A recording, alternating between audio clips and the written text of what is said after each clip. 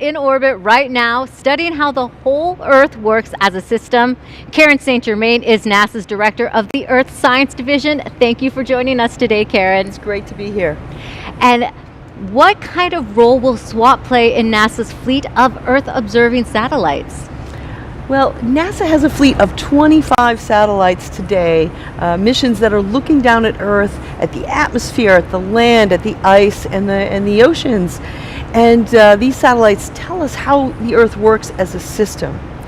But SWAT, as we know, our planet is that we live on a water planet. And so SWAT will give us the first high-definition view of not just our oceans, but the inland waters as well. And and these waters play an important role in climate change and in everyday lives. SWAT will be an exciting addition to the family. Absolutely. Now, what can we learn through space-based tools like satellites that we can't gather here on Earth? Well, space is the ultimate high ground. It's a unique vantage point from which we can see the entire Earth. And that's especially important when we're looking at parts of the Earth that are remote, difficult for humans to get to. And I'll just give you one example. The southern oceans play an incredibly important role in our climate. They've absorbed more than the oceans in total have absorbed about a quarter of the carbon dioxide, the greenhouse gases that have been emitted in the industrial age. The southern oceans, because they're cold, play an incredibly important role. So set from the unique vantage point of space, we can see these remote areas and better understand how they play into the global system. And Karen, just going forward, how do you see SWAT being a trailblazer for the next Earth science mission over the next decade? It's a great question, and we are already hard at work building the next generation of Earth observing satellites. And these will also look at all the aspects of the Earth system, but just as important as what we're doing is how we're doing it, with open science principles to try to accelerate the pace of discovery from these systems, and with partners around the world. So SWAT is in many ways blazing the trail for how we will develop that next generation of capabilities to accelerate discovery and the use of the data to inform decisions around the world. And Karen, how are you feeling about today's launch? I could not be more excited. We've been waiting for the SWAT launch, and as the team has gone through the challenges that you discussed a few moments ago, and so it's been a long road to get here, and we are so excited. We cannot wait. Oh, it's very exciting. Thank you so much, Karen, for joining us. Enjoy the lunch. We all will. All right. Thank you so much.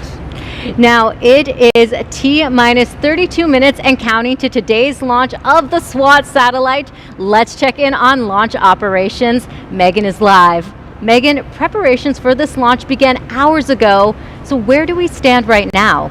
Yeah, so Falcon 9 fueling is underway. SpaceX's launch director gave the go for propellant loading about a couple of minutes ago. So now liquid oxygen and RP1, or rocket grade kerosene, both are going in to the rocket's first stage. Right, correctly. And it's underway and everything is going smooth so far. No issues to report. Perfect. So if we take a live look at the pad here, a beautiful shot of the payload fairing there with SWAT tucked safely inside.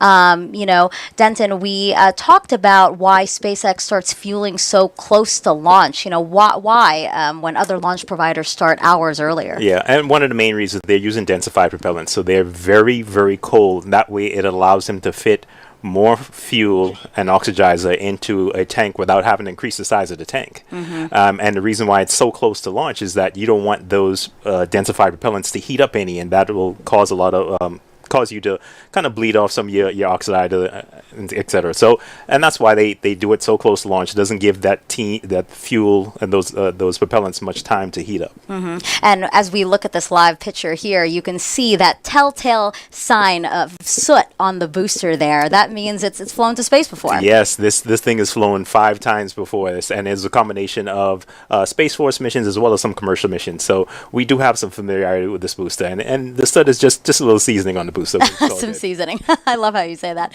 Okay, well, perfect. So far, so good. A really quiet count. You know, we're hearing the call outs we're expecting, nothing out of the ordinary. So, again, so far, so good. So we'll send it back to you guys, Raquel and Nadia.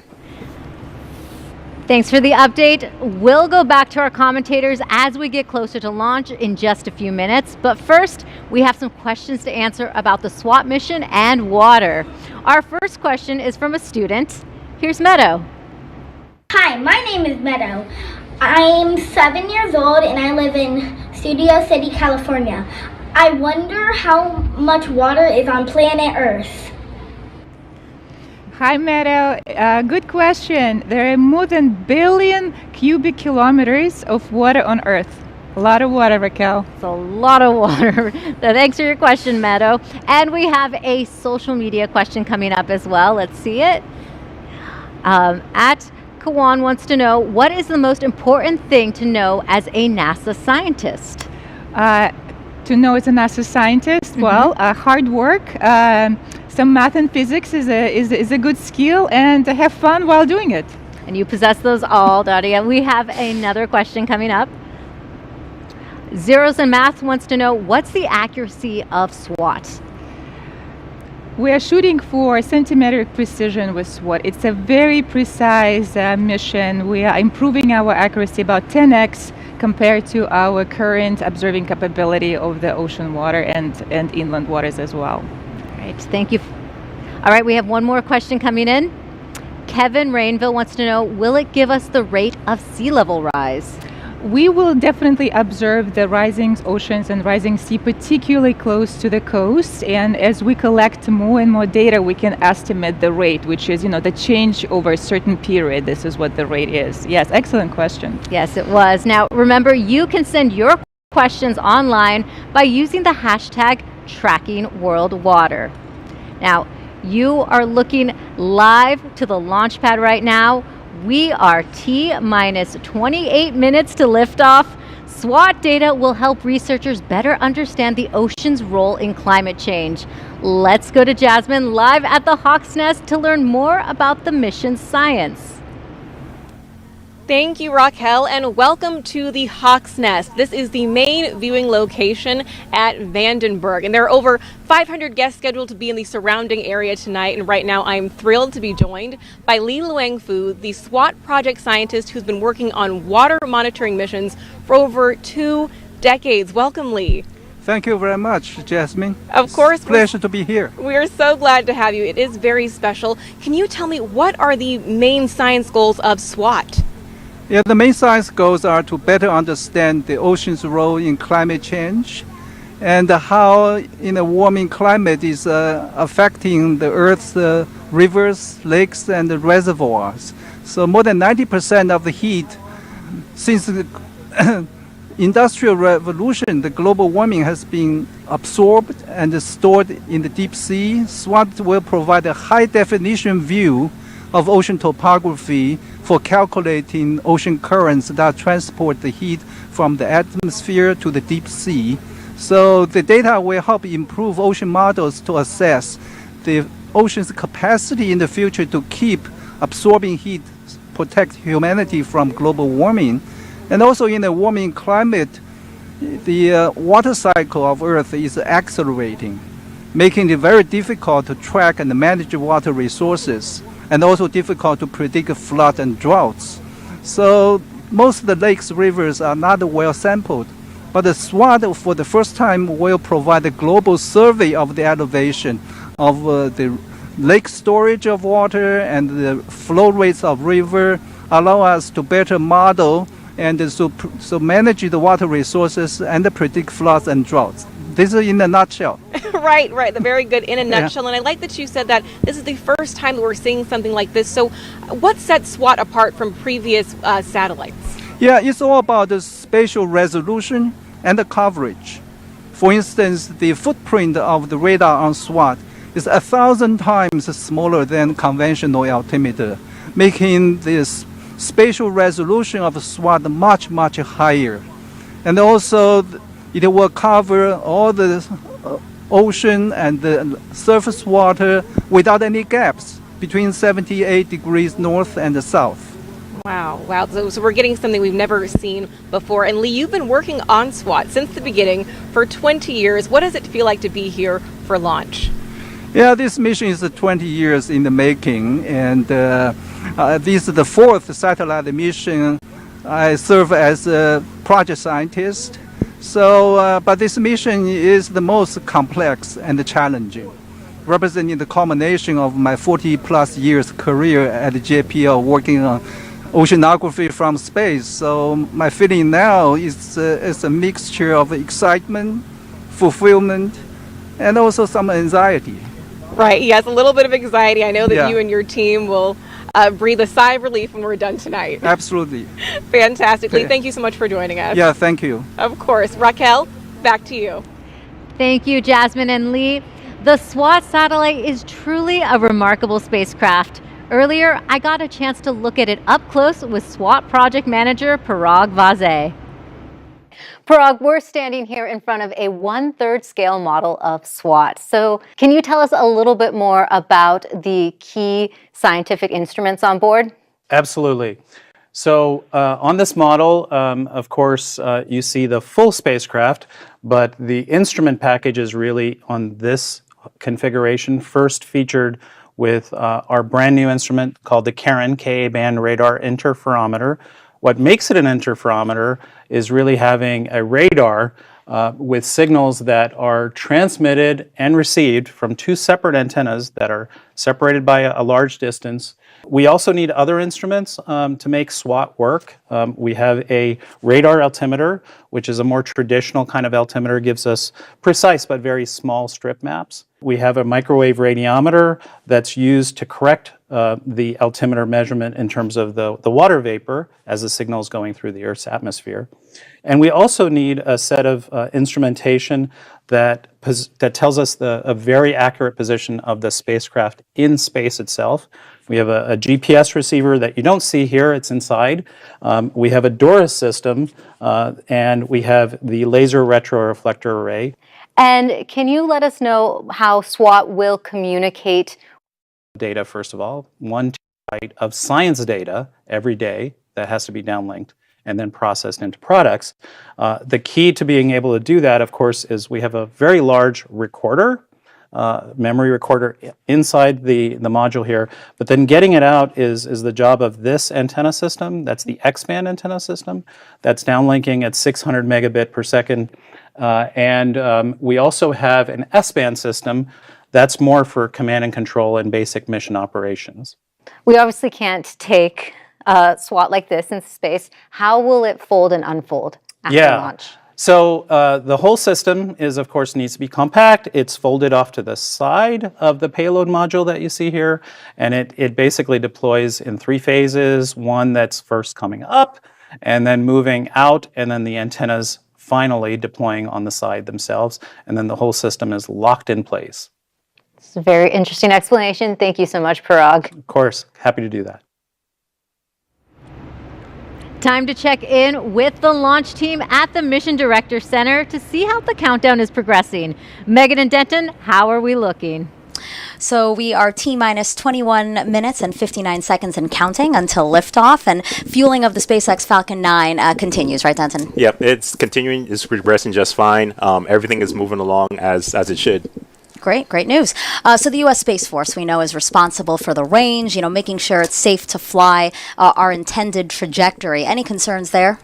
No, actually. The range is green right now. Weather's looking good. All of the assets in the correct configuration. And so we're all completely green right now.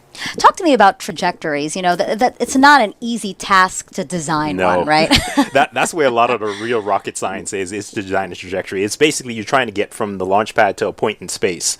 And along the way, there is some things you may encounter, the other orbiting satellites, some debris up there. So you have to make sure you avoid it. And the work that goes into it is very interesting because the team has a very detailed analytical model of how the launch vehicle will perform, and they marry that with everything that's orbiting the Earth and trying to understand which paths we can take, when we can launch, times, etc. I mean, there's a lot of work that goes into it, and that's where a lot of the real rocket science is done. Yeah, and we're talking about years of work, right? Yes, yes. In some cases, it's over a period of years where you kind of develop in your trajectory for the spacecraft, and then also developing the trajectory for the launch vehicle. So it's a lot of work that goes into it. Yeah, today's launch will, be a huge moment for a lot of people who have worked their trajectory, who have worked on this spacecraft, who've worked on the vehicle. Yeah. It's many years of hard work. Yes, it's been 20 years since some of the folks who've worked on the spacecraft has been working this mission. So I mean, it's going to be an exciting time for everybody. And now here they can see again their spacecraft sitting in the payload fairing at the top of the Falcon 9 on the launch pad here at Vandenberg. The Space Force also monitors the weather for us. And again, let's take a look at the weather graphic we have prepared for you guys. The launch weather officer reporting 100% go for launch. Amazing. yes. It's very rare to see that, but we're happy to have it. Absolutely. And speaking of seeing, it seems like we are going to see the launch today, right? Visibility is looking amazing. Not the typical fog we usually see here. Yeah, it's usually foggy here, but we're in for a treat because we actually got some clear day today, so we can actually see the launch vehicle. Yeah, and then here we see some of the venting we were talking about. We have to vent, right, to maintain the right kind of pressure. That is correct. I mean, and you'll see this as a normal part of it. You'll see it kind of cycling on and off throughout the count, just maintaining the appropriate pressure within the tanks. And this is venting of liquid oxygen, right? That is correct. Okay. All right. So everything is looking good. Can't wait to see this launch as we were talking about. So we'll send it back to you, Raquel and Nadia. All right, thank you so much, Megan and Denton. Joining us now on the West Coast is Janet Petro, the Center Director for Kennedy Space Center on the East Coast in Florida. Thank you for joining us today, Janet. Thank you, Raquel. Happy to be here. Great. Now, most launches take place at Kennedy, but sometimes, like today, we launch from Vandenberg. And why is that? Yeah, so the Launch Services Program has multiple locations where they launch from. And so as you mentioned, we're here today on the California coast, and we have several locations in Florida, but also as far away as Alaska and New Zealand. It generally depends on the science mission itself, right? The science mission and ultimately the orbit that it needs to be in to conduct its science. So in general, we launch from the East Coast when we need an equatorial mission. And then in the case of today, where we're looking more at the polar missions, we generally launch out of the West Coast here at Vandenberg. And tell us more about the Kennedy Space Center involvement in launches here at Vandenberg. So the Kennedy Space Center, we are very, very proud to host the Launch Services Program. And we've been doing so since 1998. And that program, I'm very proud of that program. I tend to think of them as the world-renowned experts in launch vehicles, and they really, really do understand all of the launch vehicles and provide a great service to our agency. They really do the end-to-end services on launching a mission. They'll work with the spacecraft providers. They'll work on the design. They provide data, telemetry, and then today we're providing the launch services, the mission assurance for each of the missions. And like I said, they've been doing it since 1998. They do a really, really great job whatever location the mission is going out of. So very, very proud of that program, and we host them out of the Kennedy Space Center. That's an excellent program, Janet. And what Earth-related missions are coming up for you in the near future? Oh, goodness. I am so focused on this year. We just had the JPSS-2 in Lofted, and now what we're doing today with SWAT. I'm trying to think next year. We have a little bit of a break until April coming up. We did earlier this year launch the GOES mission. Right, some ISS launches. Yeah, I can't, and of course the other missions outside of the Launch Services Program. Of course, we do the crew to the International Space Station. We do the cargo to the International Space Station, and we just came from our big mission was Artemis, and very, very proud to get that launched out of our pad. And we just recovered the vehicle down in San Diego, and that was an incredible experience. The Exploration Ground Systems program down at Kennedy, they're the ones responsible for the front end, the launch piece of that program, and then the recovery operation here on the West Coast, and they did a really outstanding job. We had a tremendously busy year at the Kennedy Space Center, and I like to say it's our diamond anniversary, our 60th anniversary. So it was a great way to really cap off the year with Artemis, and now ending with the SWAT program here tonight. We had a record number of launches. We're at like something like 53 launches that we supported from the East Coast, and our center supports whether it launches on our property, Kennedy Space Center property, or on the Space Force property, Cape Canaveral. We provide all kinds of services, whether it's our propellant services or standing up our EOC. And so if you think about that, 53 launches, that's about a fantastic record-breaking one a week. year. Thank you, Janet, so much for Thank that you happy all. anniversary. Now, there is a growing community of scientists eager to use SWAT data. Let's go to Jasmine live at the Hawk's Nest to meet one of them. Yes, Raquel, that is right. I'm here with somebody who is also eager to get his hands on that SWAT data. Toby Minear with the Series Group from CU Boulder in Colorado. Welcome, Toby. Thank you. Glad to be here. We are so glad to have you here. You are a research hydrologist with that group. So can you tell me what are some of the applications of SWAT? Well, SWAT is amazing because it has this really unique capability of measuring water levels over a big area. And so for people that are water managers in particular, there's a lot of excitement there because we really don't have this kind of capability at present. We have to do these things from the field, individual point measurements and things like that that are very hard to make in the field. And so we have a lot of interest from people that are like municipal water agencies, state agencies for dam safety, federal agencies, all really interested in getting their hands on some water level data in particular and storage change. So be very exciting to see it. It is very exciting, and really what I hear you saying is that SWAT is changing the game. So what are some of those specific applications, maybe agriculture or flood zones? How is it changing our lives in our own backyard? Yeah, well, so a few things that it will change are, so for example, flood risk. We really don't have a good sense of where flooding occurs and when and why, so how much water requires flooding to occur. So for example, a good place for that is on the coast.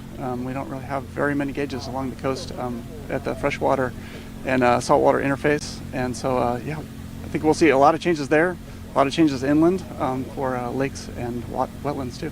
Wow, that's really exciting. And I understand, Toby, you're also in this group called the Early Adopters. What is that and who's in that?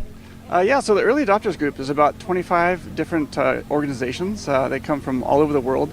And these are people that are interested in SWAT data. They've heard sort of through the grapevine that there's some data coming out for water level data. And these are agencies that are non-governmental organizations. They're governmental organizations ranging from city level water agencies up to federal agencies. So a lot of excitement there from the water community. Right, very exciting. Toby, thank you so much for joining us. Thanks. Raquel, back to you. Thank you so much. This will be the last launch for NASA's Associate Administrator for the Science Mission Directorate, Thomas Zurbuchen. During Thomas's 6 years in the role, he has overseen nearly 100 science missions, including SWAT, DART, the Double Asteroid Redirection Test, the Mars 2020 mission, and the James Webb Telescope. He also co-authored and authored more than 200 articles and received many agency awards. Congratulations, Thomas. Congratulations, Thomas. Yes, Thomas will be missed. He is known for his energy, dedication, and scientific curiosity. When I was doing my first lunch with him, Sentinel-6, Mike Friley, he was very supportive. So yeah, Thomas will be missed. But congratulations, enjoy, well deserved. Absolutely, enjoy that. The president of France's space agency, CNES, Philippe Baptiste, sent us this message about today's launch. The result of NASA and CNES historic partnership in oceanography that all started more than 30 years ago with TOPEX Poseidon is really essential. And I am very proud to send you this message and to be with you, at least in spirit, for this launch. I want to say once again a few words how proud CNES and its team are to be involved in this ambitious international adventure alongside NASA. SWAT is the first space mission to survey the planet's freshwater resources on a global scale. The water elevation of lakes and water courses, the discharge of rivers, and the fine dynamics of the oceans are all vital data that are going to help us better adapt to climate change. In this respect, SWOT truly marks a revolution for space hydrology, and we are proud to be embarking on this endeavor with the French community of scientists, of users, and of course with our industry. I wish you a successful launch, and go SWOT, go! Go SWAT! Climate change is a topic front and center for everyone, including NASA. Joining us now is NASA's Sandra Conley. Thank you for joining us, Sandra. Thank you for having me. Now, as a leader in science, what does it mean to be part of this mission? Oh man, this is such an exciting mission. You know, it's unprecedented in many ways. It's going to be the mission that for the first time ever, we're measuring surface water around the world. Freshwater sources, saltwater sources, how they ebb and flow and move in between each other, how the energy is transferred across those water bodies, and also with the environment. And it's really going to help us improve our weather forecasting ability and our climate prediction abilities. It's a real trailblazer. Now, SWAT is a joint mission between NASA and CNES. Climate change knows no boundaries, so why is it important for a mission to be an international collaboration? So, science knows no boundaries, right? So our scientists are from all around the world, and this partnership with CNES is tremendously important. It spans over 30 years on ocean altimetry missions, and that's not even counting other partnerships that we have with CNES to achieve our science. So we're looking forward to many, many more missions together with them. Well, Sandra, as you know, SWAT is the first science team that fully complies with open science requirement. Can you tell us more about NASA's open science paradigm and how do we kick off the year of open science with SWAT? You know, that's a great question. So our space satellites give us a really unique vantage point to observe the Earth, right? So we're able to look at it as a global system, right? And the data that we've collected through our satellites over the 50 years allow us to really look at the ground, the atmosphere, and the oceans. And what open science and open data is going to enable us to do is to take that to the next level and give it to the individual user, whether they're decision makers at the local level, at the regional level, or even tribal communities. It's to give that information to people so that they can make informed decisions regardless of their business. You don't need to actually be a scientist or an engineer moving forward to be able to leverage this data and apply it to your day-to-day business. Looking forward to the data. Thank you so much, Sandra. Thank you. Now, let's head over to our commentators. We are T-minus 7 minutes our launch of the Falcon 9 rocket from Vandenberg Space Force Base. Megan and Denton will navigate us through that terminal count. Yeah, just under 8 minutes to liftoff, and we are looking fantastic for launch. Weather is a go. No collision concerns on the range for our instantaneous opportunity to launch at 3:46 and 47 seconds Pacific time. We see a live shot of the Falcon 9 sitting on Launch Pad 4 East here at Vandenberg Space Force Base. This reusable two-stage rocket standing about 230 feet tall. The first stage is the bottom two-thirds of what you see there. That's called the booster. And then at the right over that, you see this black piece there. That's the interstage adapter, which connects the first and second stage. And then at the very top, the payload fairing. And you see SWAT painted on there. SWAT is tucked safely inside of it, folded up to about the size of a mid-sized car. Engine chill. And we just heard the call out for stage 1 engine chill, and basically what that is just the getting the engine ready for the flow of the colder temperatures. So it's kind of like if you imagine if you were to jump in a really cold pool and you know your muscles tense up and everything else, and we don't necessarily want that with the engine. So we slowly start to bleed in those liquid oxygen to kind of bring it down to the temperature that it'll be seeing during flight. So that's really what that is. It's really preserving the stress on the engines and is getting ready for flight. Yeah, that was a great analogy. So, yeah, yeah, you made me cold thinking about it. So we see some of that liquid oxygen venting off now, both the first and second stages, right? Yeah, and you're seeing that because the booster is very, very cold because that liquid oxygen is inside there. And soon you hear the call out for stage 1 RPO leaks. They're wrapping up fueling of the stage. Of the stage 1 right now, and so we should hear that call out here in a few seconds. Stage 1 LOX load is complete. And so SpaceX is also loading helium Stage 1 gas fuel load, correction. into both stages, and will continue to top off until about a minute and a half before launch. Falcon 9 uses helium as a pressurant, meaning it uses helium to maintain pressure in the tanks as liquid oxygen and RP1 are consumed by the engines during ascent. The first stage has 9 Merlin engines, hence the name Falcon 9. The second stage has a single Merlin vacuum or MVAC engine, so you'll often hear references to MVAC throughout the count. Yeah. Next call out will come in just a couple of seconds. You'll hear that the spacecraft is on internal power and configured for a launch. That just means that the spacecraft is now running on batteries versus getting power from the strong back you see there. Tanks are pressing for strong back retract.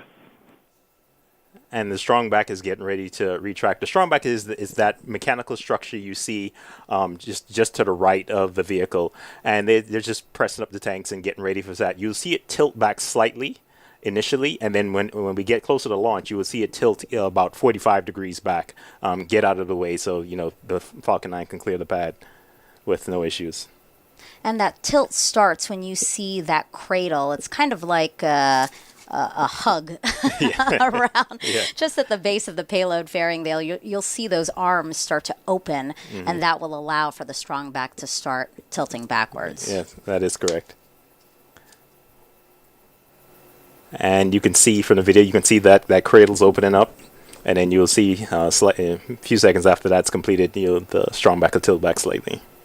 And now we're going to pause for an upcoming poll here. NLM on countdown 1.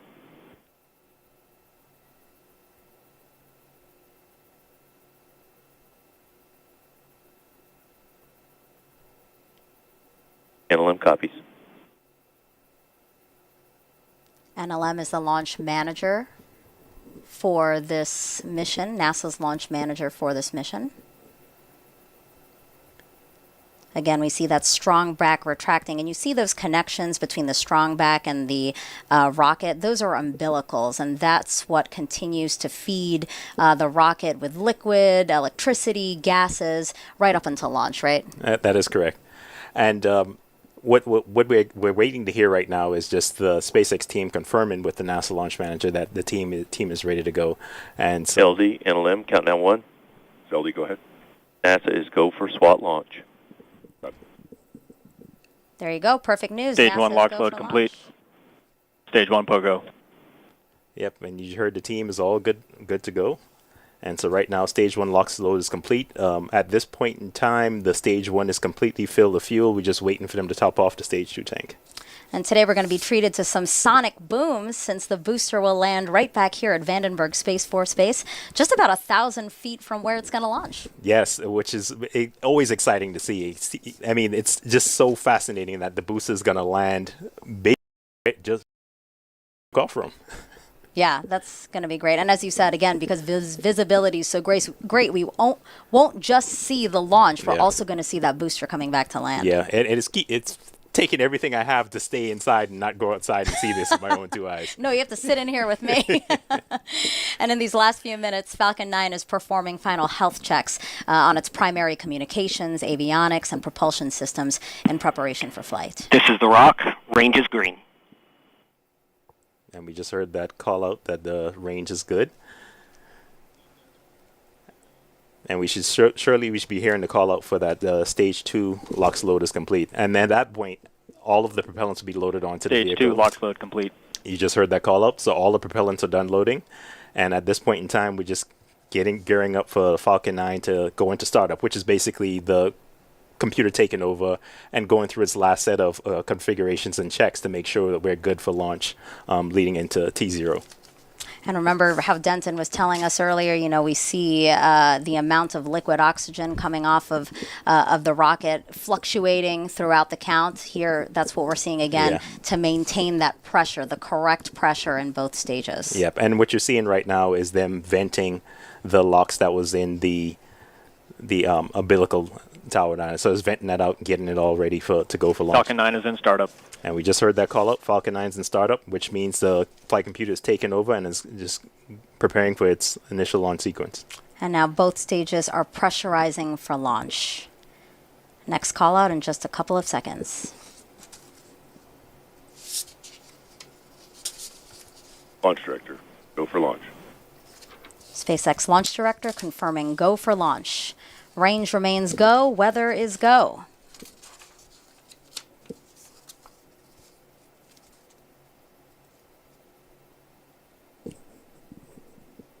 This launch will mark the 101st mission of NASA's Launch Services Program based at Kennedy Space Center. 15 seconds. Here we go. 10. 9, 8, 7, 6, 5, 4, 3, 2, 1. Engine ignition and liftoff. Liftoff of SWAT, our first global survey of Earth's surface water to study how this ever-changing resource affects our climate.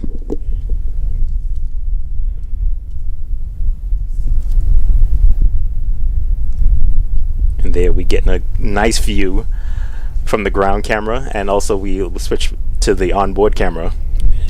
Now, Denton, you didn't go outside to see the launch, but now we're feeling it inside here in the Mission Director Center, the rumble all around us from launch. Absolutely. And now you're getting a good look at the onboard camera looking down towards the aft end of the rockets, and you can see the Merlin engines coming to life there. And this room coming to life, really. Lots of rumble going on in here. And we're soon going to hear that the rocket is supersonic, meaning it's going faster than the speed of sound, followed by Falcon 9 reaching what's called max Q, the moment of peak mechanic stress on the rocket. Yeah. Look, we getting nice views. Falcon 9 is supersonic. Just heard a call out for supersonic. Getting a good shot of looking at the onboard cameras there. Max Q. We just stepped through max Q.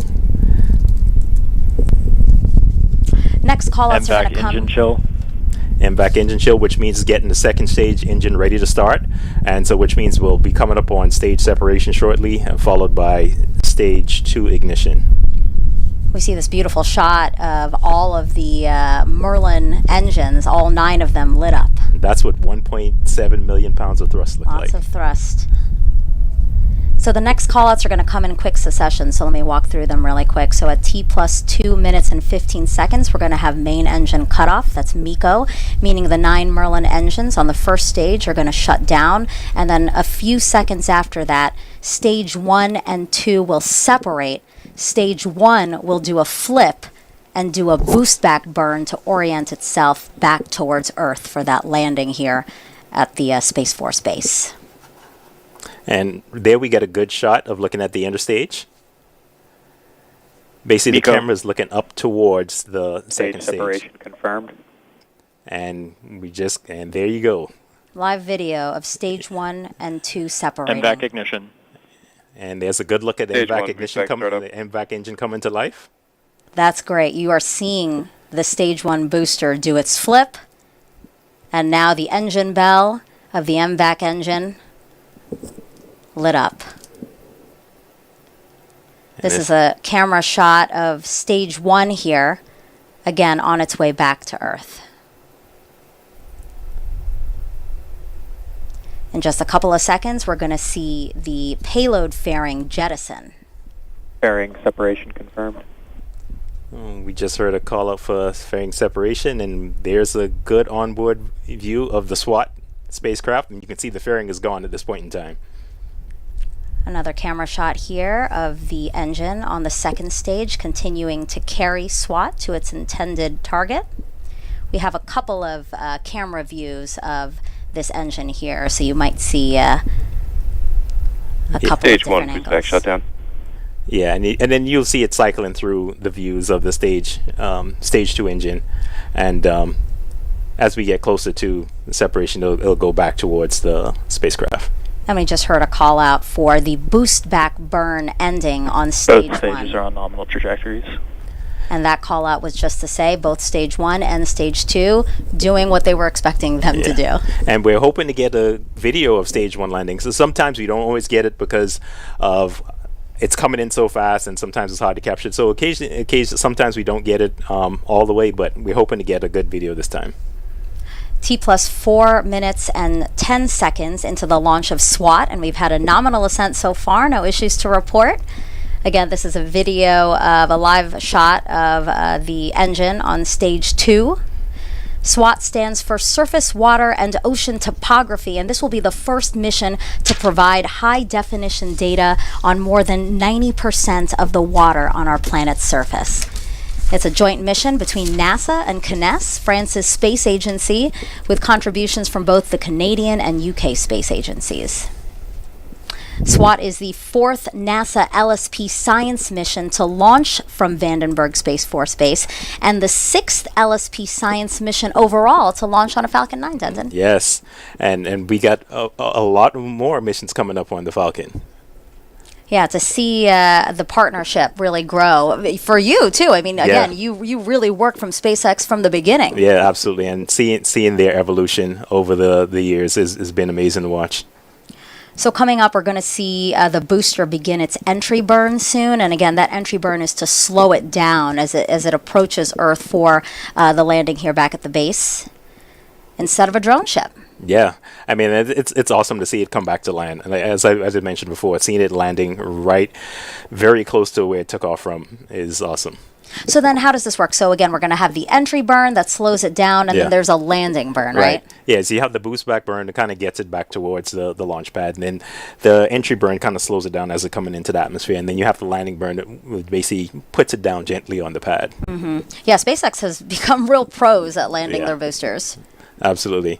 And it's becoming routine for them at this point in time. And so this is just a normal course of business for them.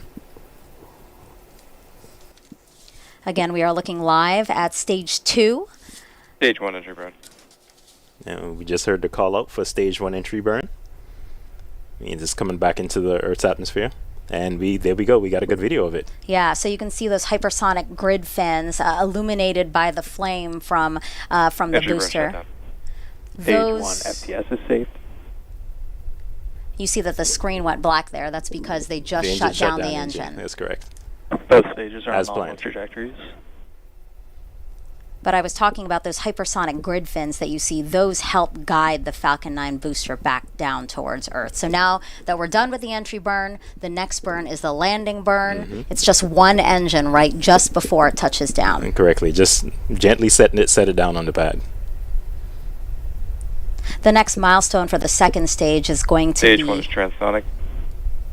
SECO 1.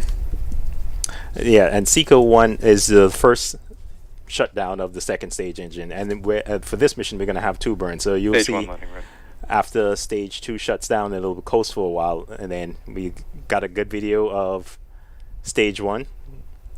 It's about to land. How exciting. Coming in for its landing burn there. Again, the grid fins moving ever so slightly to make sure that it's coming down exactly how they want it to come down. Yep, and you could see the pad coming into view. There it is. Wow, those sonic booms. And then the sonic booms. Trademark sonic booms. Wow. And good touchdown of the stage 1 touchdown. Booster. Perfect. Stage 1 landing is confirmed. So glad to see that live video. Again, sometimes we don't get it. That was amazing to see and feel, really. Yes, see and feel, and we get to use this booster again. Yeah. Again, this is the 6th flight of this booster. That is right. Okay, so we are still awaiting again that shutdown Stage 2 FTS is safe. Of the second stage. Yes. And when it does shut down, it's going to be over the Pacific Ocean, just west of the southern tip of Baja California. Again, exactly where we want it to be, following that well-thought-out planned trajectory. Yep, and the team is reporting back. Everything's looking nominal. Stage 2, it's right where it's supposed to be, and looking good. MVAC shutdown. And we should see MVAC shutdown coming up here shortly. And there we go. Yep, SECO 1. Nominal parking orbit. Confirmed. That's the trajectory you're seeing. It's flying south from where it just launched, and it'll continue to fly south down towards Antarctica. And so again, everything going as expected so far. The second stage is now going to coast for about 30 minutes. You can see that it is shut down there from that view. And this is a view of the spacecraft. Again, because the payload fairing has been jettisoned, you see SWAT right there on your screen, exposed now that we don't need the payload fairing to safely get it out of the atmosphere. Yeah, correct. And once the whole purpose of the fairing is to protect it while the vehicle is flying through the atmosphere at supersonic speeds. And then once you get up out of the atmosphere, there's nothing to harm the spacecraft, so you can jettison that extra weight and give your vehicle a lot more performance once you get rid of that extra weight. Okay. The engine not glowing orange as it had before, because again it is shut off, so it will coast for about 30 minutes with SWAT attached to it before some maneuvers are needed to keep it on the right trajectory, again to get it in the orbit that we want it in. So Denton and I are going to be back then with you to walk you through those operations, but for now we're going to send it back to Raquel and Nadia, who I'm sure are very excited to talk about how the experience launched today. Whew, that is right, Megan and Denton. Just 10 minutes ago, we watched a spectacular launch from Vandenberg here in California. Nadia, describe what was going through your mind at that time. What a spectacular, truly spectacular launch. It was a very bright splash in the sky, and a very loud one too. What an entrance. Welcome to the era of SWAT. Very excited. I had some cheering going on here at the desk. Yes, and the car went off, yes. Yeah, we had car alarms going off. It was really exciting here for our view. Now, soon the SWAT satellite on board will separate from the spacecraft. SWAT stands for Surface, Water, and Ocean Topography. The satellite will survey nearly all the water on Earth's surface in unprecedented detail. SWAT will provide insights into how the ocean influences climate change, how a warming world affects lakes and rivers, and how communities can better prepare for disasters like floods. And we are covering every angle of the SWAT mission, from the new data the satellite will provide to how it is paving the way for future NASA Earth missions. Now, SWAT is a culmination of work by a global team of engineers, scientists, and technicians committed to improving our understanding of Earth. Let's get to know some of the people behind the mission.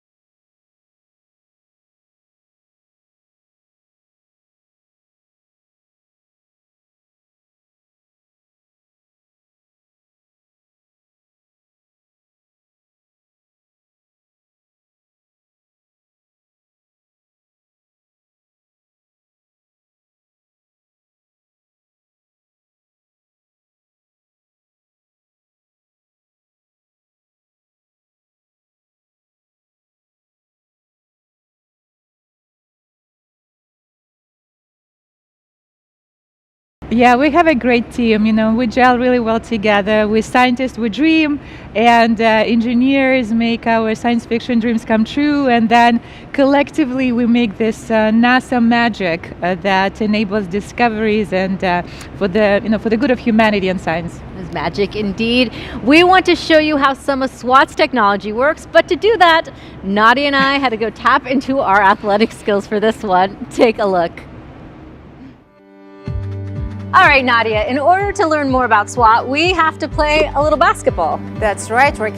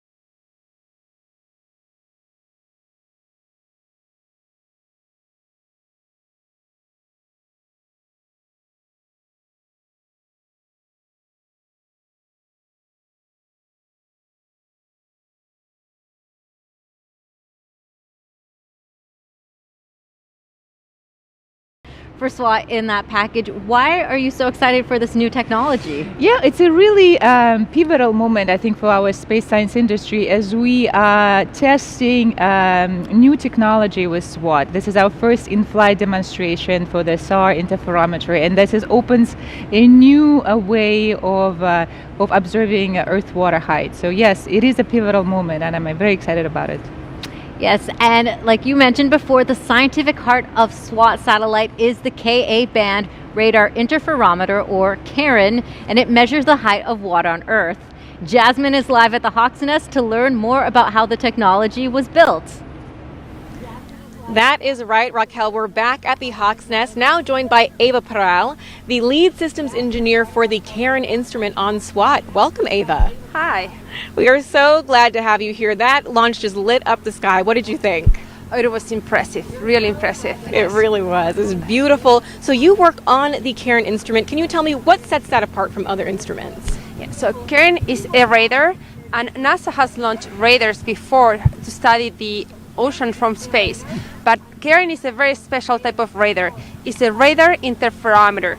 That means that the signal that bounces off the Earth is received simultaneously by two antennas.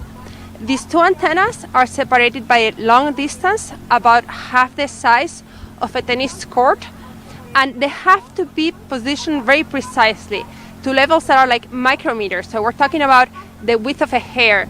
So you can imagine that adds a lot of complexity to the SWOT mission, but it is that technology that enables the resolution and the accuracy that we're expected to achieve with SWOT of the Earth's water. Right, so we're seeing things in a precision that we've never had before, which is very exciting and complex. So were there any challenges that your team faced while creating CARIN?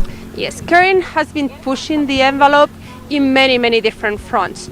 I can give you many examples. One, I just told you before about the mechanical precision that we need to have positioning these two antennas.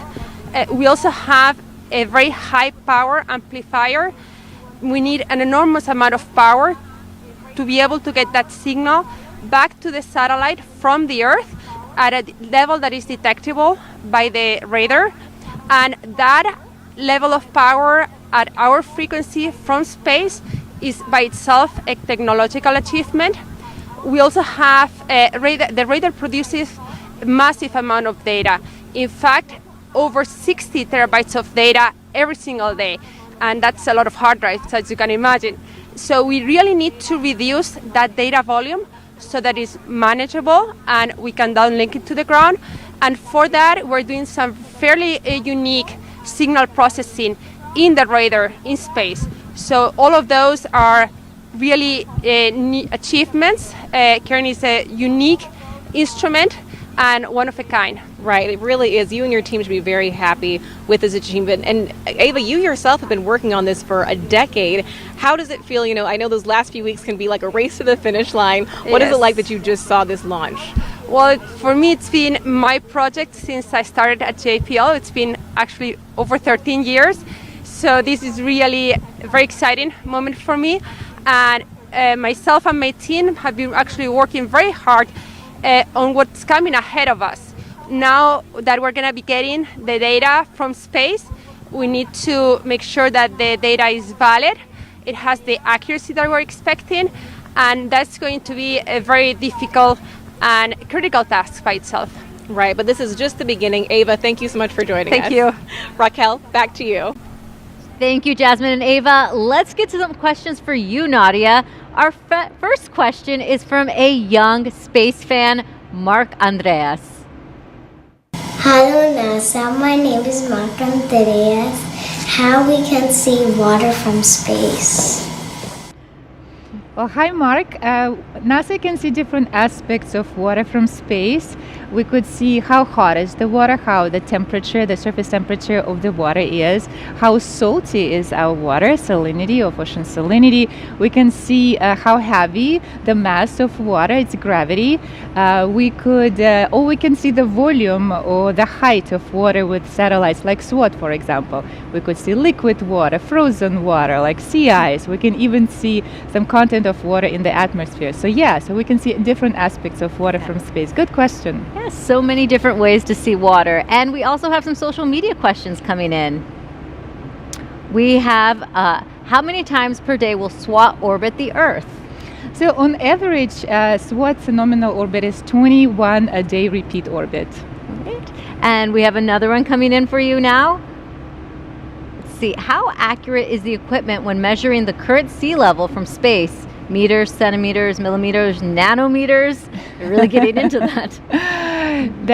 We're targeting centimetric accuracy of sea level measurements from space, which is a truly breakthrough. It's a 10x improvement of what we are currently doing. Yes. Now you're doing such a good job answering these questions. We have another one coming in for you.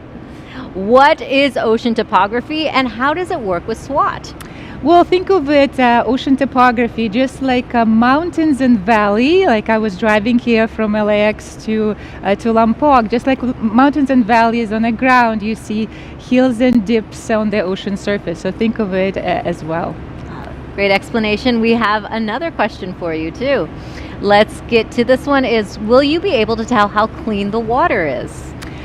So we will be able to make some interpretation of water quality and its chemical composition, but we're mostly focusing on the volume, storage, and the height of the water with SWAT. All right, let's see if we have another one for you. Will SWAT data help in predicting flash flooding more effectively than current technology? We are with the rising sea levels, we do see more frequent inundations, including those related to flash flooding or sunny days flooding. And SWAT will continue the legacy of prediction of flood events related to the rising oceans. We have one more social question for you to get to. Will this technology also help determine how much drinkable water is currently available? Yes, we are targeting fresh water in our reservoirs in lakes and other reservoirs. The storage, the change in their volume and extent. Yes, drinking and available water for usage. Wow, you just offered some great insight to SWAT. Thank you, Nadia. Now, before SWAT data, researchers could only collect information on a few thousand rivers and lakes, but with SWAT, it will be more than 1 million. Here is a look at how that kind of data can have a huge impact on people's daily lives.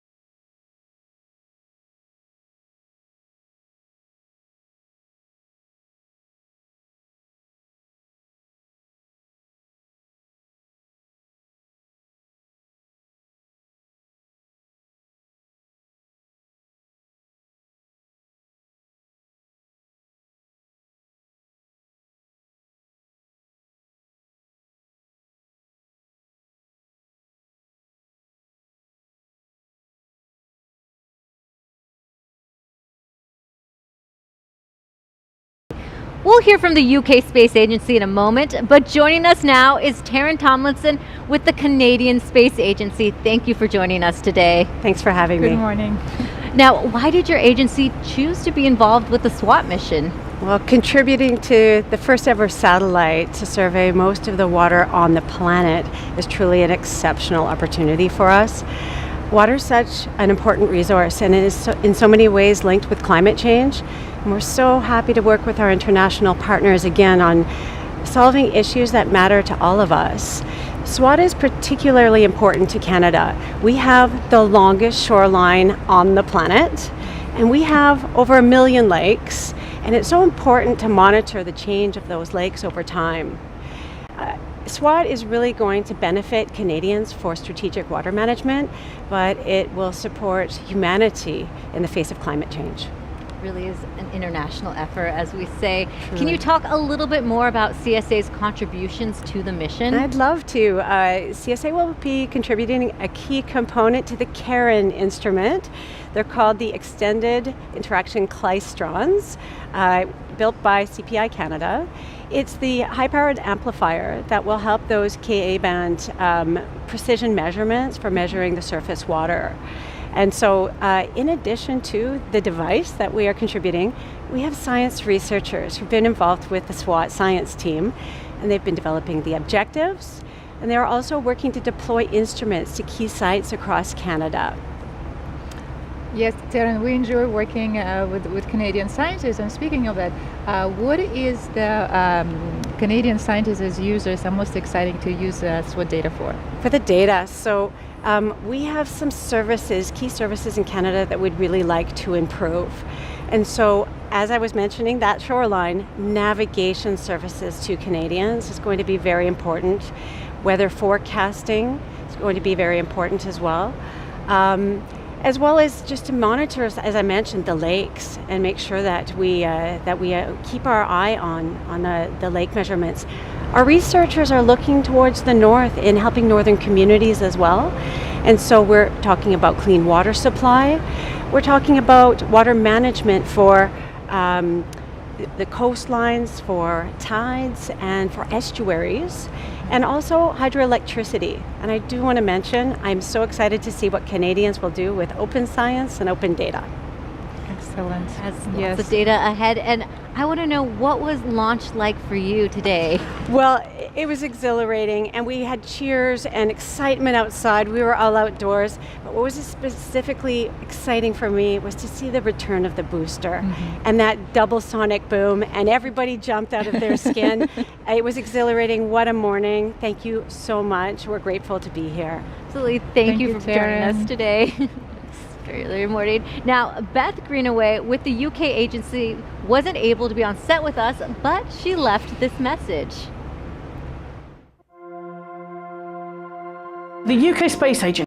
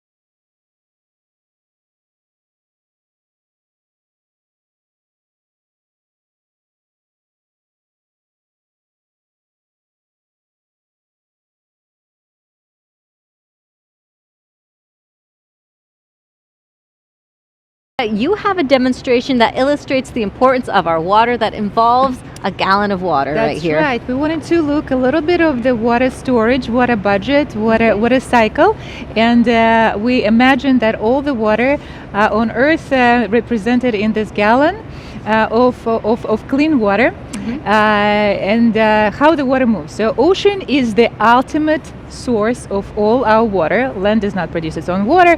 All the water and moisture on land comes either directly from the ocean or it's subsequently recycled from it. And so some of it get back to the ocean, but some of it makes its way on land. Some of it is stored in the atmosphere. So if you just do a half a drop of your magic liquid, that would be representative of how much water is contained in our atmosphere. So not too much, right? Yeah, right. Just a little bit. So yes, and then about a tablespoon of that magic liquid, and I'll let you do the math in terms of it's how about many. that much? That much would be representative of how much available fresh water we have on land. So about 0.5% only. So also not that much.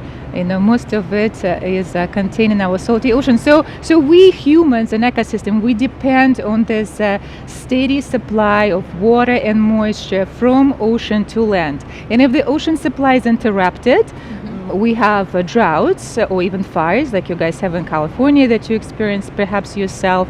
Or if the ocean supply of water is too much, we get floods and inundation, just like people like us on the East Coast. So this movement and the supply-demand chain in this completeness would be seen by SWOT, just like you and I seeing it in this gallon.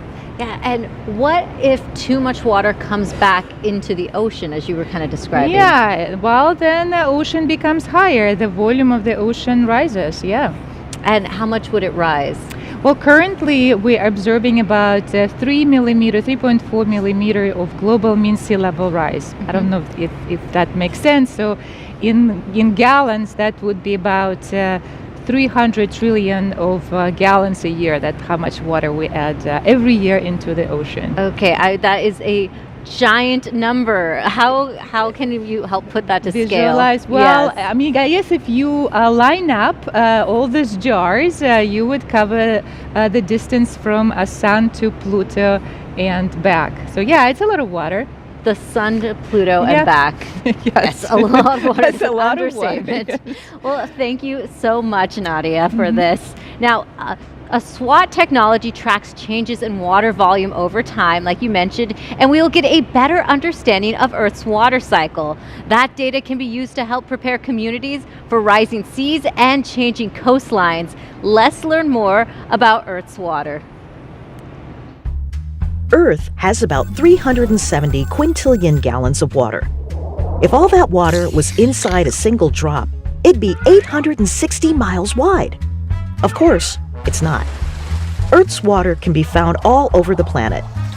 Earth's water budget tells us where that water is and what form it takes. NASA has a fleet of satellites studying the location and movement of Earth's water, each designed to measure certain types of water. Some measure the movement of groundwater or ocean currents, while new missions like SWOT and NISAR will also fill gaps in our knowledge by measuring fresh water and possible hazards. Together, these missions help bring NASA's water budget and cycle into focus. So next time you feel a drop of rain on your face, imagine all the places that water might have been during the last few billion years and where it might be in the next. You know, that video really shows off NASA's family fleet, doesn't it? That's right, yes. Yes, and let's jump back into questions from kids and social media. And, speaking of family, looks like we have a special surprise for you, Nadia. Ooh, okay. Hi NASA, my name is Kira. I'm 8 years old. I live in Washington, D.C. I heard that sea levels are rising. What I want to know is if me and all puppies are safe. Kira out. Who did we just see there, Nadia? Well, hi, Kira. Yeah, this is Kira, my daughter. So I hope that your parents will keep you safe and your puppies as well. But when you grow up by 2050, I think sea level, I believe, would be about 0.5 meter high in Washington, D.C., which is about 20 inches of extra water where you live. And so that would be your job to keep your puppies safe. And actually, Raquel, NASA has a very useful tool where we could demonstrate and predict sea level rise 10, 20, 50, even 100 years from now, not just for here in Washington, D.C., but all major coastal city all over the globe. And I see that we have, yes, well done, NASA, sealevel.nasa.gov, very, very effective. Yeah, we have a link. sealevel.nasa.gov.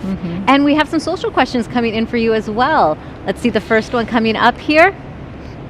Oh, actually, we have a photo. This one is a picture. We have a space fan. Let's take a look at Watson. Oh, look at little Watson there. So cute. His mom, Lucy, says he has been a fan since birth. Oh, wow, it's not far along, right? Great. That is a very cute Very picture. cute. Now we have a social question to get to for you. Okay. Let's see. The first one coming up is, can you shortly describe the collaboration between CNES and NASA on the SWAT mission? Who does what? Who does what? So NASA and CNES have been long-standing partners, working with CNES for more than 30 years, especially for satellite altimetry. This has been the relationship that we've been doing very strongly, going on into fourth decade. And when we talk about collaboration, it was a truly collaborative effort when we were doing both testing and engineering and ping-ponging our SWAT observatory back between JPL and Thales in France multiple times. So both agencies contributed major hardware instrumentation for the observatory. And the questions just keep coming in. We have another social question for you to answer. Let's take a look. This one is, how long will SWAT be in space? A good question. So the nominal mission timeline is 3 years. So we give our engineers a reasonable timeline to fulfill engineering objectives. But longer than that would be a very welcome bonus for our scientists to use SWOT data beyond those 3 years. That's a great bonus. Let's get to the next social question. How is the data shared? Which institutions are the intermediaries and which are the end users? I will soon be working with the French government to study a link between water management and spatial infrastructure. It's an exciting subject. Well, thank you. We think so too. So this is free for all. All data would be available to the public through NASA and CNES data providers. And not just that, we're actually welcoming a community to help NASA and CNES validate the data prior to the delivery of a fully validated data set. This is the experiment that Sandra mentioned that we're going through at NASA. It's called Open Science, and we are delivering and sharing pre-validated data sets with the science community. So all hands on deck. If you want to be a hydrologist or work with infrastructure as this person who asked this question, welcome. Yes, data for all. Thank you so much, Nadia. We still have time to get your questions answered. Simply post your question online with the hashtag #TrackingWorldWater.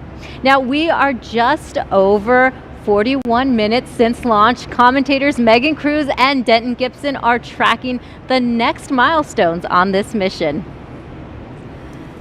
Yeah, hello again, guys, from inside the Mission Director Center here at Vandenberg Space Force Base in Central California. We're actually sitting right next to where Nadia and Raquel are, because this is where we can listen in to the teams who are still working the launch. So it's been about 41 minutes since liftoff from Vandenberg Space Force Base. We had a nominal ascent, and now we are looking at live video of the second stage. And the engine there not burning red hot anymore because it's been coasting now, right, for about 30 minutes, Denton? Yeah, and what's happening right now is they're chilling down the engine. As we talked about earlier, they're just cooling down the engine, getting ready to take on those, those densified propellants, which is down in the neighborhood of minus 300 degrees. So you see what's happening right now. It's just chilling the engine down and getting ready for second engine start, which is basically, it's going to be a very short burn that's coming up.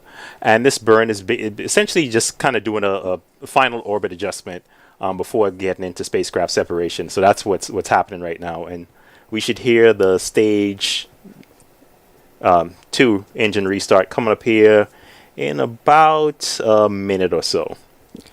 And so we just saw a map there. That's a trajectory. It's showing where stage 2 is. And right now it is just south of South Africa along the coast of Antarctica. So it traveled pretty far in just those 30 minutes. And as soon as we get in range of the next ground station, the engine will start up again. And then shortly after that, spacecraft separation would occur. And what ground station are we trying to hit? So the ground station that we're kind of targeting right now is Hartebeestok, which is on the south end of the African continent in South Africa. So that's the ground station we want to get in range to kind of capture that spacecraft separation. And so again, we need this burn to get it to. Yep. All right, and we see the engine lighting now. Again, the second burn of the second stage of Falcon 9, still carrying SWAT. It'd be a very short burn. And we already have nominal deploy orbit. Engine shutdown. And we just heard a call out that we are in the nominal orbit, so which means we are kind of on the correct path to go to spacecraft separation. I do just love that we see all this live video, and we expect to get some live video of spacecraft separation again in just less than 10 minutes. So you want to stick around for that, but for now we're going to send it back to Nadia and Raquel. Thank you, Megan and Denton. NASA's Jet Propulsion Laboratory led the U.S. portion of this international mission. JPL's director, Lori Leshin, joins us now. Welcome, Lori. Thank you. Welcome. Thank you both. What a fabulous job you're doing. Thank you. Well, this is your first launch as the director for JPL. Yes. How excited are you for this mission? Oh, I'm thrilled. I mean, first of all, it's just been an extraordinary day here, getting to be on console and then run outside and actually watch the launch, which was great, and hear those sonic booms when the booster came back. Our launch teams have been incredible, but I'm just so thrilled for the SWAT team, who's been, I've only been at JPL for 6 months. The SWAT team's been working on this for so many years, and thrilled for an exciting mission to come. Of course, we still need that acquisition of signal. We're not getting ahead of ourselves, but so happy that my first launch is an Earth science launch, because this is the planet we care the most about. Fantastic. While JPL is known for operating deep space missions, how much of JPL's work is devoted to studying Earth? It's more than people think, right? People know us for cool Mars rovers and helicopters and for orbiting Jupiter and these and wonderful telescopes that look into deep space. And of course we do all of that. But in fact, with the launch of SWAT, we now have 15 Earth science missions currently operating, either dedicated missions or big instruments on other missions. So we've got a lot of eyes on Earth at JPL. And the thing about them is, whenever we do something at JPL, we want it to be technologically advanced. So we're always the ones trying to really push the boundaries of what's possible, and that's really what SWAT's going to do. It's a whole new way of measuring Earth's water, and we always want to be pushing the boundaries of innovation. With all those 15 missions, now we've got about 7 more that we're working on that we'll be launching in the next few years. So a lot more Earth science work ahead of us. So what are those next 7 missions that you mentioned, Lori? What's in the pipeline? Yeah, so there's 4 of them are going to launch in the next couple of years. So the first 3 are fairly small, actually, small missions that have kind of focused objectives, but really important things like looking at aerosols, particles in the air, working with actually local medical professionals in cities to try and understand the impact of aerosols on health. What a really interesting idea, right? We have a mission that's going to be looking at the heat at the poles of the Earth to try and understand better sort of the thermal environment there, so that as we the poles really help drive circulation and climate change, and so understanding that environment is really, really important. And the third one is actually going to work on methane super emitters, one of the most powerful greenhouse gases. We're going to be detecting it with greater sensitivity than ever from space, so that we can actually mitigate methane emissions, which is super exciting. So those are all three kind of small ones. But the next really big Earth science mission, sort of on the scale of SWAT, is a mission called NISAR, which is a collaboration, NASA's first major collaboration with the Indian Space Agency. So exciting. And if SWAT is focused on water, NISAR is focused on land. It's really going to be a mission that's going to teach us help us sense and detect changes in land that are affiliated with things like earthquakes and volcanoes. Oh, I so wish it was up there right now as Mauna Loa is erupting. But it's going to help us see those things better from space. It's going to help us understand vegetation all across the land and many, many other applications that are going to be so valuable to folks. So we've got the water covered with SWAT, and we'll have the land covered with NISAR. Gloria, that sounds like so many great missions ahead. Yes. Thank you so much for joining us today. When LSP selects a rocket for a mission, they have to take into account just how hot it gets. Jasmine spoke with a thermal engineer about protecting the precious cargo. Joining us now is Dave Purick. He is the lead thermal engineer from Launch Services Program for the SWAT mission. Thank you so much for being here, Dave. Well, thank you for having me. It's a pleasure being here and talking a little bit about what we've been doing from SWAT from the thermal perspective. Awesome, very exciting. So you focus on integrated thermal analysis, a big term. Can you break that down for us? Absolutely. So an integrated thermal analysis is just like it sounds. You're integrating different entities, and in this case, we're integrating a second stage launch vehicle model and a unique spacecraft along with the interface that connects the two, like your payload adapters and your isolation systems, and seeing how they interact with each other and making sure that one doesn't adversely affect the other. Right, so you're really kind of protecting the spacecraft from the rocket and vice versa. Absolutely. And so as part of an integrated thermal analysis, we're really running mathematical models to make temperature predictions on launch vehicles and spacecrafts. And so what that entails is, as a thermal engineer, you're really worried about three different modes of heat transfer: radiation, conduction, and convection. So convection is, think of when you're outside and the wind is blowing, that's convection. So radiation, it's like the sun beating down on you, solar radiation. And then conduction is kind of like taking a coat hanger, unraveling it, holding a lighter up to one end, and then the heat will transverse down through that little coat hanger, and that's conduction through materials. Right, a really good explanation of something complex there. I understand there's different challenges that could happen along the way too. Can you tell us what was unique or challenging about working on the SWAT mission? Yeah, so when we're doing any of these assessments, the three main modes of heat transfer that I just mentioned, well, once you're in the vacuum of space, one of them goes away because you no longer have convection. You're in vacuum, and so for SWAT in particularly, we had to face some modeling conversion challenges. We are working with our European counterparts in Kineis and Thales, and they threw us a curveball pretty early on, and we didn't necessarily know what one of their software packages were, so we used a lot of really good teamwork and collaboration throughout the agency, and not just Kennedy Space Center and JPL, but we leveraged our resources up at Goddard Space Flight Center, who has done some of these conversions before. And it's just the type of community and teamwork that our niche little area of analysis has grown over the years. Dave Purick, thank you so much for joining us. Well, thank you for having me. I appreciate it. Absolutely. Back to you. We are nearing spacecraft separation. Let's go back to our commentators, Megan and Denton. Yeah, we're about 51 minutes after launch, and now we are awaiting spacecraft separation. So SWAT, the spacecraft separating from Falcon 9's second stage. Yes, and that'll occur as we get closer to the Hartebeest ground station. And now we see a good video there of the SWAT spacecraft looking up, and then there's another cycling through of the MVAC engine.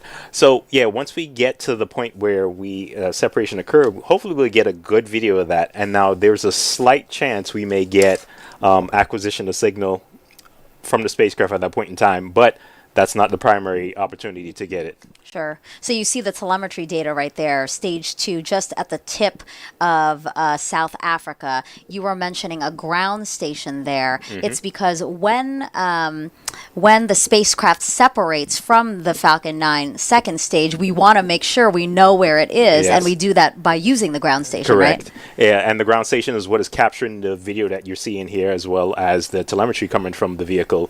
So that's how the team down on the ground is able to see everything that's happening in the data and actually get the video as well.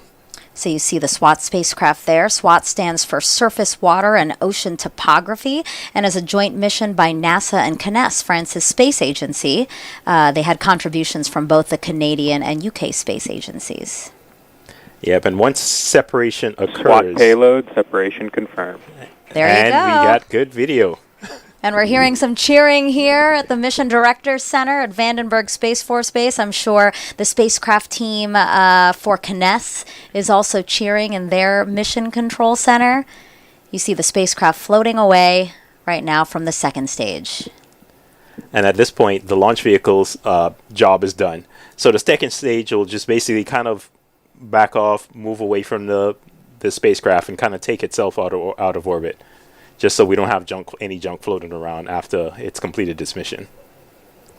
Now, it's just so great to see all this live video. I'm still just watching it amazed, just to see it. And this is a moment that so many people have been waiting for, Yeah, right? absolutely.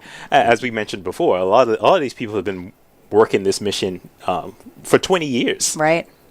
And nice, we getting a good view of, you can kind of see the sun there from the view of the second stage, looking at SWAT floating away, and you kind of see the sun coming into view there. It's an awesome sight to see. Now, as a member of NASA's Launch Services Program, Denton, how does it feel to be part of a program that facilitates so much great science like SWAT? I mean, it's always exciting to see that, we kind of play a role in helping enable a lot of the science that these spacecrafts provide for us, and that, help us in our daily lives. And it's kind of, and sitting here on console is kind of, it's exciting and nervousness at the same time. You're excited that, you get into this point in the mission and you actually get to see this launch and to see the spacecraft go on its journey.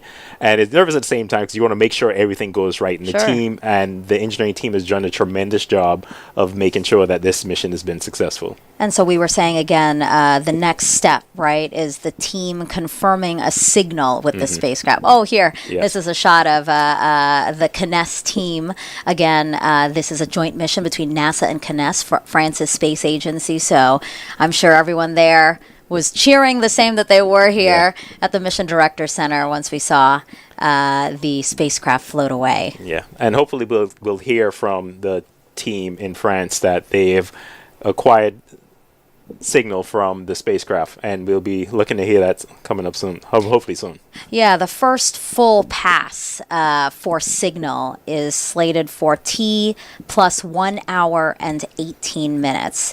You did mention that we might get some initial data around this time, but really what the team is marching towards is that 1 hour, 18 minutes. That's when we really want to confirm signal, meaning that the spacecraft is healthy and it's where we want it to be. Yeah, and that's an important step in this whole process. Is after the ride, it's kind of like you ride on a roller coaster, and you want to make sure after you get off you got all your belongings, everything's looking good, and that's essentially what it is. Where we waiting to kind of hear confirmation that the team in France is able to communicate to the satellite, make sure everything's good, and everything went well with the ride. Okay, so we got a couple of minutes to wait for that acquisition of signal. So until then, we'll send it back to Raquel and Nadia. Thank you, Megan and Denton. We have some more questions to get to. The first is from a student who has a question, and her name is Micaela. Hello, my name is Micaela, and I have 2 questions for you today. One is, how long will this mission take? And number 2 is, what is the range of accuracy with this technology? Thank you. Some great questions there. Yes, Micaela looks like a future engineer with a very smart question. So, Micaela, the prime mission timeline is 3 years, and our targeted accuracy for ocean heights is about a centimeter accuracy for smaller features, less than 1,000 kilometers, and for larger features, which we're going to use our other non-carrying altimeter, we're shooting about 3 centimeter accuracy and about 10 centimeters for inland waters. So great questions, Micaela. That's an engineering career in her future. Yep. We also have some more social media questions to get to. Let's take a look at the first one. When will SWAT data be publicly released? we'd have a first look at the data about nominally fall 2023. This is where we are inviting our science community, Raquel, to help NASA to validate and take a first look at the data. We call it a pre-validated data set. So don't write your Nature papers yet. Okay. But fully validated data are expected to be around spring timeframe 2024. Okay. And we have another question coming in here on social media.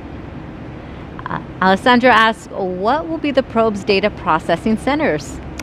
So the major processing data would be our French partners, and then data would be downlinked to JPL and back. So this is, again, a team effort. Yeah, showing off that international collaboration. Exactly. Let's get to our next social media question.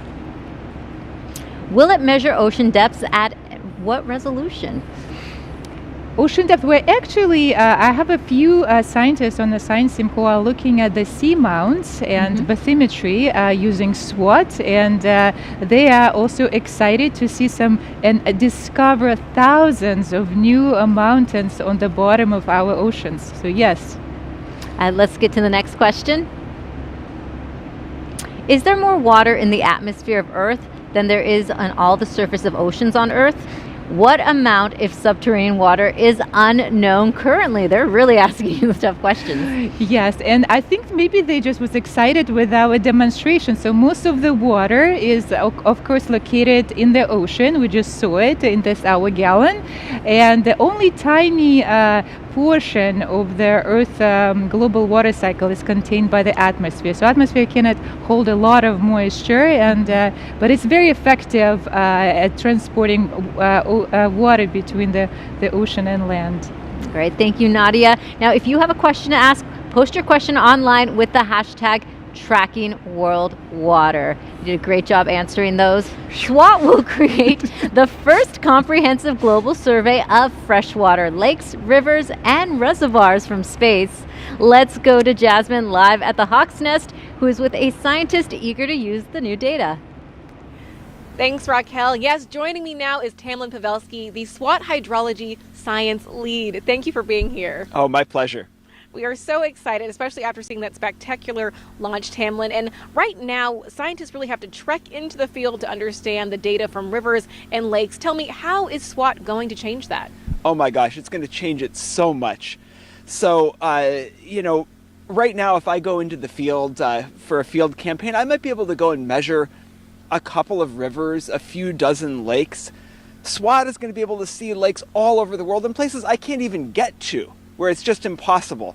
And so the kind of science that we're going to be able to do with SWOT is just orders of magnitude above what we can do with just data on the ground. That said, even more powerful is going to be combining the kinds of measurements we can make on the ground with the groundbreaking measurements we'll make with SWOT. Exactly. So we're combining kind of the methods that we've already used with some new things from Exactly. SWOT. That is so exciting. And what are you most excited? What measurements are you most looking forward to from SWOT? So I think I might be most looking forward to SWOT's measurements of lakes.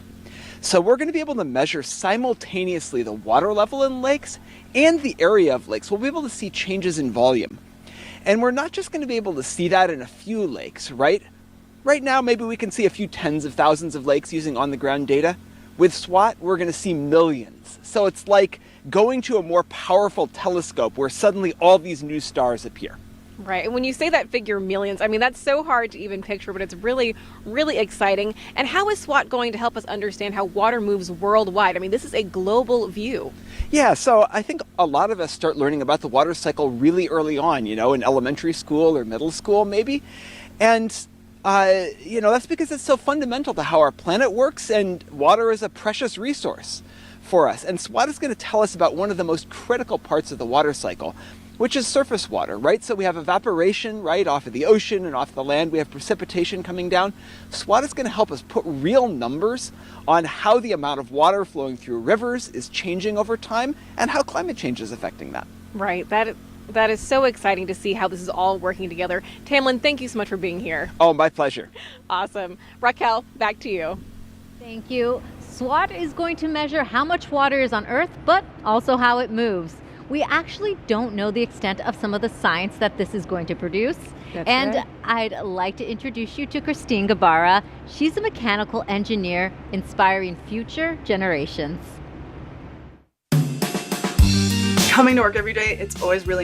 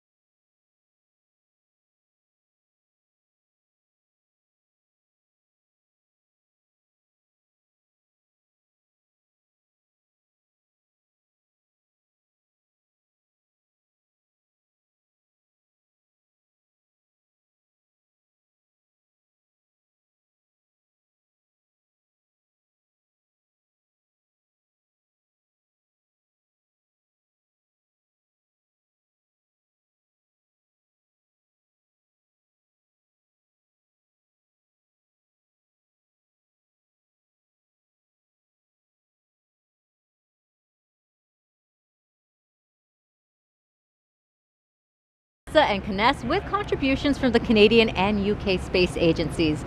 Joining us now is Caroline Laurent, the Director of Orbital Systems and Applications at CNES.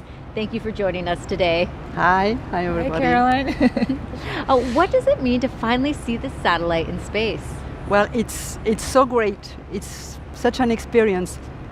What I'd like to say is I'm so proud of everybody. I'm proud of the French teams, of course, of my teams from CNES and Thales Alenia Space, but I'm also so proud of our collaboration. And of course, this success is due to our common teams and to NASA, GPL, and SpaceX. I want to congratulate everybody for this incredible launch. And I'd like to say I'm really proud to see what international cooperation can achieve together for the common good. So it's a great day. Yes, and there's lots of activity still happening here at Vandenberg Space Force Base. What is happening over at CNES in the main control center at France right at this moment? Okay, so in Toulouse we have the main control center and we have ground stations all over the world. So first the satellite has an autonomous maneuver for an hour and a half, and we'll have the solar panels, which is the main important thing happening, which will be deployed. But then they will take fully control of the satellite in 1 hour and a half, probably from Sweden or South Africa.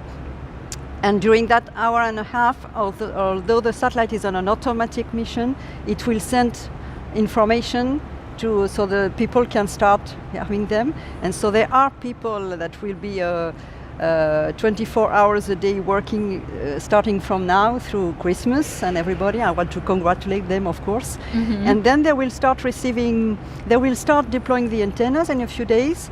And once it's fully in orbit, they will start switching on the payload and start receiving. Then the calibration and validation will start, and then they will start receiving all the data, and they will in the end get 8 terabits of data everywhere every day that will be flow down through all over the world stations. And that's it. But right now they're all ready to get the first pings of the satellite and send the first orders within an hour.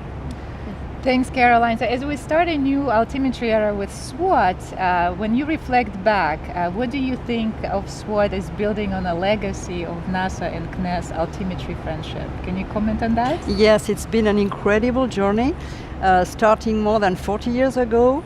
And I'd say the main event was the launch of TOPEX Poseidon in the summer of 1992, which was the first altimetric mission. Then there were all the JASON's missions. And of course, SWOT is a breakthrough because now we're going to monitor water. And before that, we were only surveying the oceans.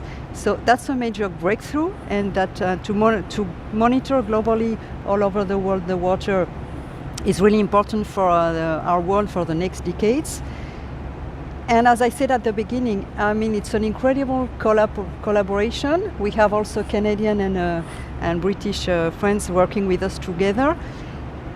And it's good to see what we can achieve together. And it's such an incredible collaboration. So right now, I'm expecting us to exploit SWOT and to have a lot of years of tremendous data with SWOT. But I'd like to think already of future missions that we could build together because it's been a great collaboration. Thank you, Caroline. Caroline, thank you for joining us. Well, the SWOT satellite can see rivers that are wider than 330 feet. That's about the length of a soccer field. Cedric David, a hydrologist who studies the world's rivers, shared his unique connection to water. There is